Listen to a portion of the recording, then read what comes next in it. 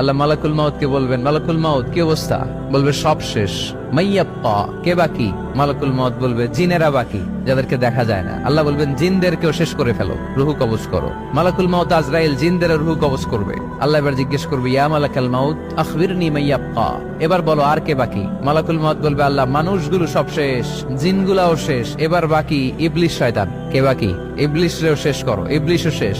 আল্লাহ আবার জিজ্ঞেস করবেন, ইয়া মালাকাল মাউতি মাইয়াব্বা, আর কে বেঁচে আছে বলো? মালাকুল মাউত বলবে, আল্লাহ আপনার কথা অনুযায়ী পৃথিবীর সব মানুষের রুহু কবজ করলাম, সব জিনদের রুহু কবজ করলাম, ইবলিসের রুহু কবজ করলাম, এখন আছে শুধু ফেরেশতা। আছে কারা? যাও ফেরেশতাদের রুহু কবজ করো, ফেরেশতাদের রুহু কবজ হয়ে যাবে। এবার আল্লাহ জিজ্ঞেস করবেন, ইয়া মালাকাল মাউত আখবিরনি মাইয়াব্বা। মালাকুল মাউত বলবে, আল্লাহ আপনার কথা মতো ধরে ধরে সব শেষ, ফেরেশতাও শেষ, 4 জন ছাড়া। কয়জন ছাড়া? জোরে বলেন, কয়জন ছাড়া? ইসরাফিল, জিব্রাইল, মিকাইল, আজরাইল। আল্লাহ এই 4 জন আমরা বাকি। আল্লাহ বলবে, যাও ইযহাব ইনতালিক ইলা জিবরিল ওয়াকবাদ রূহা, জিব্রাইলের রুহু কবজ করো। ইযহাব ইলা ইসরাফিল ওয়াকবাদ রূহা, ইসরাফিলের রুহু কবজ করো। ইযহাব ইলা মিকাইল ওয়াকবাদ রূহা, রুহু কবজ করো। ওই 3 ফেরেশতাও শেষ। এবার আল্লাহ তাআলা জিজ্ঞেস করবেন, ইয়া মালাকাল মাউত আখবিরনি মাইয়াব্বা, হে মালাকুল মাউত আর কে বাকি আছে বলো? মালাকুল মাউত বলবে, আল্লাহ আপনার কথা মতো মানুষগুলো শেষ, জিনগুলো শেষ, ইবলিস শেষ, আমার বাকি 3 ভাই ইসরাফিল, মিকাইল, জিব্রাইলও শেষ, শুধু আমি, শুধু আমি। আল্লাহ বলবেন, কেউ নাই? মালাকুল মাউত বলবে, না আল্লাহ কেউ নাই। এবার আল্লাহ তাআলা বলবেন, মালাকুল মাউত তুমি তো সবাই রে মারছো, এবার তুমি মরো, এবার তুমি মরো, তুমি মরো। শোনার সাথে সাথে মালাকুল মাউতের কাঁপুনি ছুটে যাবে, খিঁচুনি এসে যাবে ভয়ে। আল্লাহ বলবেন, কাঁপুনি দিয়ে তো লাভ নাই, কারণ কুল্লু নাফসিন যায়িকাতুল। রব্বুল আলামিন বলবেন, মালাকুল মাউত কেঁদো না, এটাই দুনিয়ার বিধান, আমি আল্লাহর দেয়া বিধান, এটাই জন্মালেই মরতে হয়। যাও, জান্নাত জাহান্নামের মাঝখানে একটা জায়গা আছে, জায়গাটার নাম হলো আরাফ। এই আরাফের মধ্যখানে যে দাঁড়াও, ওখানে যে মালাকুল মাউত কাঁপতে থাকবে। মালাকুল মাউত বলবে, আল্লাহ সৃষ্টির শুরুতে যদি জানতাম, সৃষ্টির শুরুতে যদি জানতাম সবাইকে মৃত্যুদান করার পরে, রুহু কবজ করার পরে আমাকেও মরতে হবে, তাহলে এই কঠিন দায়িত্বের ব্যাপারে আপনার কাছে ক্ষমা চাইতাম। আজকে আমারও যে ভাগ্য বরণ করে নিতে হবে সৃষ্টির শুরুতে, আমি এটা কল্পনাই করতে পারি নাই। আল্লাহ বলবেন, নো টক, মুত ইয়া মালাকাল মাউত, মর, মরে যা, মুত, মরে যাও।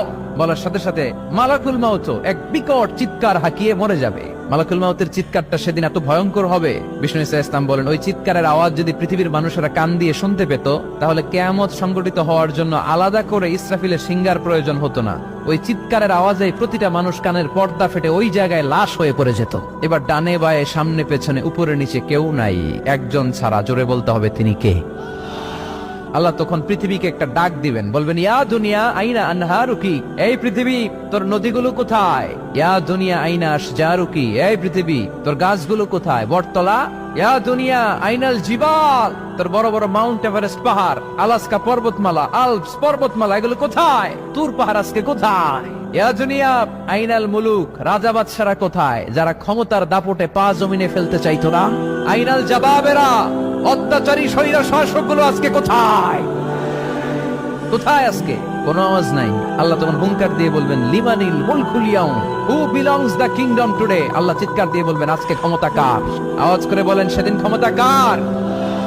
আল্লাহ সেদিন প্রশ্ন করে নিজেই নিজের প্রশ্নের উত্তর দিবেন, লিমানিল মুলকুল ইয়াউমা লিল্লাহিল ওয়াহিদিল কাহ্হার। সেদিন ক্ষমতা দুনিয়ার কোন রাজার নাই, কোন বাদশার নাই, কোন স্বৈর শাসকের নাই, কোন সুলতানের নাই, কারো নাই। সেদিন ক্ষমতা চলবে একজনের, তিনি কে? তার নাম হচ্ছে রহমান। তার নাম কি? আরো জোরে বলেন, কি নাম? এজন্য রহমান কারে বলে আজকে চিনতে পারছেন? তার দয়ার শেষ আছে? তার ক্ষমতার কোন কুল কিনারা আছে? তার ধন ভান্ডারে কোনো কমতি আছে? এজন্য লা বিশাইইন মিন নিআমিকা রাব্বানা নুকাযযিবু ফালাকাল হামদ, we don't deny any of your mercy and blessings, all praises to you। আল্লাহ তোমার কোন নিয়ামতকে আমরা অস্বীকার করি না। আল্লাহ প্রথমে ধমক দিয়ে বলছেন, এই মানব জাতি আর জিন জাতি, আমার কোন নিয়ামতকে অস্বীকার করবি? আমরা বলি কোনটাই অস্বীকার করি না। সকল প্রশংসার মালিক একজন, তিনি কে? ইমাম বাইহাকি বলেন, আল্লাহর হাবিব সাল্লাল্লাহু আলাইহি ওয়াসাল্লাম ইরশাদ করেছেন, ইন্না লিকুল্লি শাইইন আরুস ওয়া আরুসুল কুরআনি সূরাতু আর-রাহমান। আলেম ওলামারা বলেন তো আরুস মানে কি? মাশাআল্লাহ, নববধূ। আরুস মানি নতুন বউ, আরুস মানি নতুন বউ, নববধূ।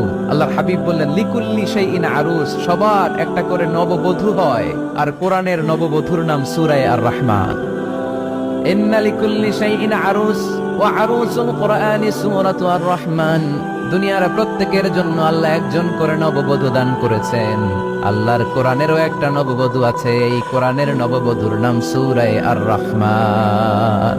কোরআনের নববধূ, কোরআনের নতুন বউ, কোরআনের নতুন বউ। কেন আল্লাহ এত সূরা থাকতে, 114টা সূরা থাকতে আর রহমানকে কোরআনের নববধূ বললেন? এর কারণ, নববধূ যেমনি বাসর রাতে হাতে পায়ে আলতা মেখে, বেনারসি শাড়ি পরে, জুয়েলারি অর্নামেন্টস পরে, পার্লারিং করে, মেকআপ করে হাজবেন্ডের জন্য নিজেকে উজাড় করে সাজায়, ঠিক তেমনি আল্লাহ তাআলা এই দুনিয়াতে আমাদেরকে কি নিয়ামত দিয়েছেন আর আখিরাতে কি কি নিয়ামত দিবেন, এই বর্ণনা দিয়ে এই সূরাটাকে আল্লাহ উজাড় করে সাজিয়ে দিয়েছেন। এজন্য এই সূরার নাম হচ্ছে আরুস আল কোরআন। কোরআনের নববধূ, সবকিছুর নববধূ আছে। আর কোরআনের নববধূর নাম সবাই বলেন আর রহমান।